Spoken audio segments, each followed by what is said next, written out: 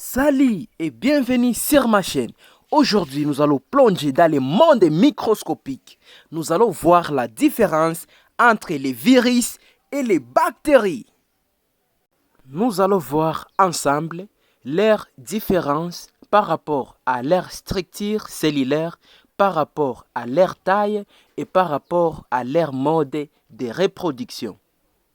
Toutefois, avant de continuer, n'hésitez pas de vous abonner si vous ne l'avez pas encore fait et de nous laisser un pouce de j'aime pour nous encourager.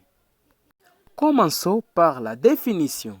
La bactérie est un micro-organisme unicellulaire prokaryote ayant comme matériel génétique ADN et se reproduisant par scisciparité. Quand je dis micro-organisme, ça veut dire que c'est invisible à l'œil nu.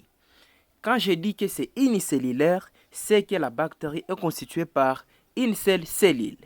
Quand je parle de prokaryotes, c'est que les bactéries n'ont pas un vrai noyau. Leur matériel génétique nage dans le cytoplasme.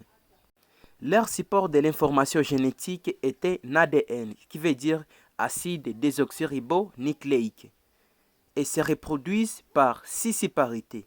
La scisciparité, c'est une division par laquelle, à partir d'une seule cellule mère, on aboutit à des cellules filles.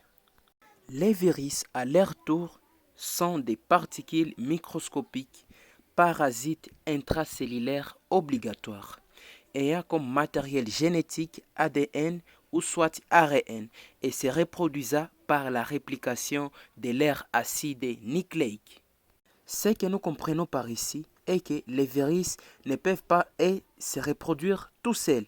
Ils doivent entrer obligatoirement dans une cellule. Les virus également peuvent avoir comme matériel génétique soit ADN ou soit ARN. Ça veut dire qu'il y a des virus qui ont comme matériel génétique ADN et d'autres ont comme matériel génétique ARN. Et donc, pour se multiplier, ils font la réplication, qui n'est rien d'autre que la copie de l'acide nucléique. La cellule bactérienne est composée par plusieurs éléments, notamment l'ADN qui n'est pas entouré par la membrane nucléaire, raison pour laquelle même les bactéries sont appelées prokaryotes. Nous avons les ribosomes qui interviennent dans la synthèse des protéines, nous avons les vacuoles, nous avons les pili, nous avons également l'ADN extra-chromosomique appelé plasmide, et nous avons les parois et d'autres éléments. Alors que la structure virale est dépourvue de plusieurs éléments, elle ne possède que l'acide nucléique, la protéine appelée capside et l'enveloppe. Raison pour laquelle il est appelé même parasite intracellulaire obligatoire, car pour qu'elle soit en vie et effectuer des reproductions, il faut que ça se trouve dans une cellule hôte.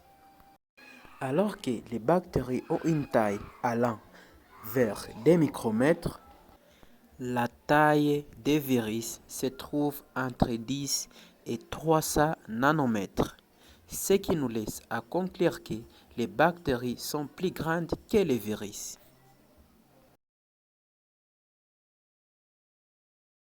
Les bactéries se multiplient par fission binaire ou bien la scisciparité, ce qui consiste à ce que, à partir d'une cellule mère, on obtient des cellules filles. Contrairement aux virus, qui sont des parasites intracellulaires obligatoires, pour se multiplier, ils doivent d'abord parasiter une cellule, détourner la machinerie cellulaire et faire répliquer leur génome. Et après, ils vont se libérer de la cellule en endommageant la cellule. Certains virus sortent par bourgeonnement alors que d'autres sortent par l'éclatement de la cellule. La connaissance de la différence entre les bactéries et les virus s'avère être très importante car certaines maladies sont causées par les virus et d'autres maladies sont causées par les bactéries et tant de personnes confondent souvent ces maladies.